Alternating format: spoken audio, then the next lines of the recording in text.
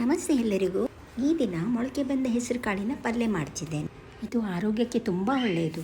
ಇದನ್ನು ತಿನ್ನೋದ್ರಿಂದ ಜೀರ್ಣಶಕ್ತಿ ಹೆಚ್ಚಾಗ್ತದೆ, ರೋಗ ನಿರೋಧಕ ಶಕ್ತಿ ಹೆಚ್ಚಾಗುತ್ತದೆ. ಈಗ 1 ಕಪ್ ಹೆಸರು ಕಾಳು ತಗೊಂಡು ಹೇಗೆ ಪಲ್ಯ ಮಾಡೋದು ಅಂತ ನಿಮಗೆ ತೋರಿಸ್ತೇನೆ.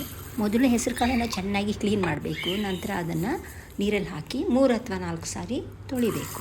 ಹೆಸರು ಕಾಳು ತುಂಬ ಗಟ್ಟಿ ಇರೋದ್ರಿಂದ 8 ತಾಸು ಅದನ್ನು ನೆನೆಯಲಿಕ್ಕೆ ಬಿಡಬೇಕು, ಅಥವಾ ನೀವು 1 ರಾತ್ರಿ ಅದನ್ನು ನೆನೆಯಲಿಕ್ಕೆ ಬಿಟ್ಟರೆ ಸಾಕು.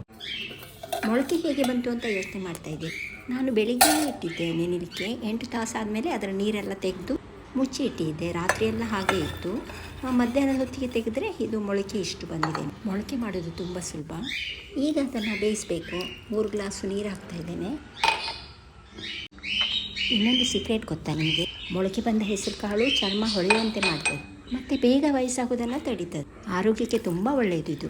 ನೀವು ವೆಯ್ಟ್ ಲಾಸ್ ಮಾಡಬೇಕು ಅಂತ ಇದ್ದರೆ ಇದನ್ನು ಖಂಡಿತ ತಿನ್ನಿ. ನೀರು ಹಾಕಿದಾಯ್ತಲ್ಲ, ಈಗ ಉಪ್ಪು ಸೇರಿಸೋಣ.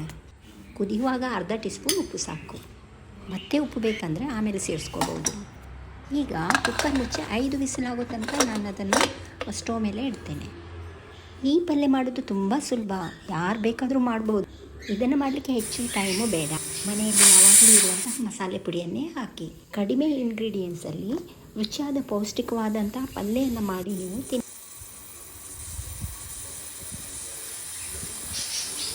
ಕುಕ್ಕರ್ ವಿಸಿಲಾಗಲಿಕ್ಕೆ ಸ್ಟಾರ್ಟ್ ಆಯಿತು. ಈಗ ಸ್ಟವ್ ಆಫ್ ಮಾಡ್ತಿದ್ದೇನೆ. ಇಲ್ಲಿ ನೋಡಿ, ಪಲ್ಯಕ್ಕೆ ಬೇಕಾದಂಥ ಇಂಗ್ರೀಡಿಯೆಂಟ್ಸ್ ಎಲ್ಲ ರೆಡಿಯಾಗಿಟ್ಟಿದೆ. ಅದನ್ನು ಒಂದೊಂದಾಗಿ ಮಿಕ್ಸ್ ಮಾಡುವಾಗ ಅದರ ಅಳತೆ ಹೇಳ್ತಾ ಹೋಗ್ತೇನೆ. ಕುಕ್ಕರ್ ತಂಪಾಗಿದೆ, ತೆಗೆದು ನೋಡೋಣ. ನೋಡಿ, ಇಷ್ಟು ಬೆಂದಿರಬೇಕು. ಇದು ಆಗಲೇ ಪಲ್ಯ ಚೆನ್ನಾಗಿ ಆಗೋದು. ಹೆಸರು ಕಾಳು ಬೆಂದಿದೆ. ಈಗ ಒಂದು ಬಾಣಲೆಯನ್ನು ಸ್ಟವ್ ಮೇಲೆ ಇಟ್ಟಿದ್ದೇನೆ. ಅದು ಬಿಸಿಯಾಗಿದೆ. ಅದಕ್ಕೆ 2 ಟೇಬಲ್ ಸ್ಪೂನು ಎಣ್ಣೆ ಹಾಕ್ತಾಯಿದ್ದೇನೆ. ಮೊದಲು ಎಣ್ಣೆ ಬಿಸಿಯಾಗಲಿ.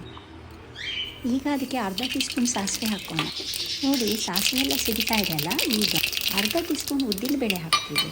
ಮೊದಲೇ ನಾನು 4 ಮೆಣಸಿನ ತುಂಡನ್ನು ಮಾಡಿ ಇಟ್ಟಿದ್ದೆ, ಅದನ್ನು ಈಗ ಸೇರಿಸೋಣ. ಈಗ ಕರಿಬೇವಿನ ಸೊಪ್ಪನ್ನು ಸೇರಿಸಬೇಕು. ಈಗ ಒಂದು ಕೊಯ್ದಿಟ್ಟ ಈರುಳ್ಳಿಯನ್ನು ಹಾಕಬೇಕು. ಇದನ್ನೆಲ್ಲ ಚೆನ್ನಾಗಿ ಮಿಕ್ಸ್ ಮಾಡಿ ಹುರಿಬೇಕು. ಈ ರೀತಿ ಕಂಟಿನ್ಯೂಸ್ ಆಗಿ ತಿರುಗಿಸ್ತಾ ಇರಬೇಕು.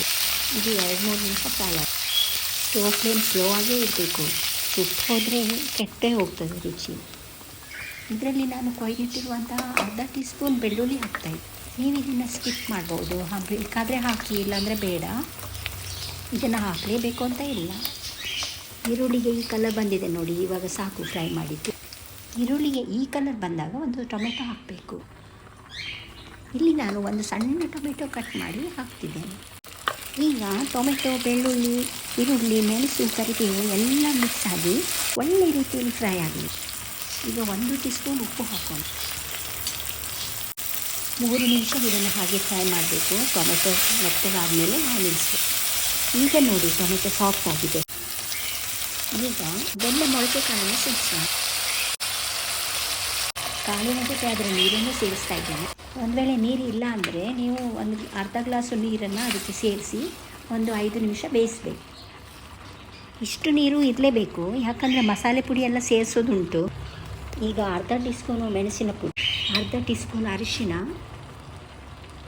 1/4 ಟೀ ಸ್ಪೂನು ಜೀರಿಗೆ ಪುಡಿ, 1 ಟೇಬಲ್ ಸ್ಪೂನ್ ಕೊತ್ತಂಬರಿ ಪುಡಿ. ಇದನ್ನು ನಾನು ಜಾಸ್ತಿ ಸೇರಿಸ್ತಾ ಇದ್ದೇನೆ. ಬೇರೆ ಎಲ್ಲ ಪುಡಿ ಸ್ವಲ್ಪ ಸ್ವಲ್ಪ ಹಾಕಿದ್ದೇನೆ.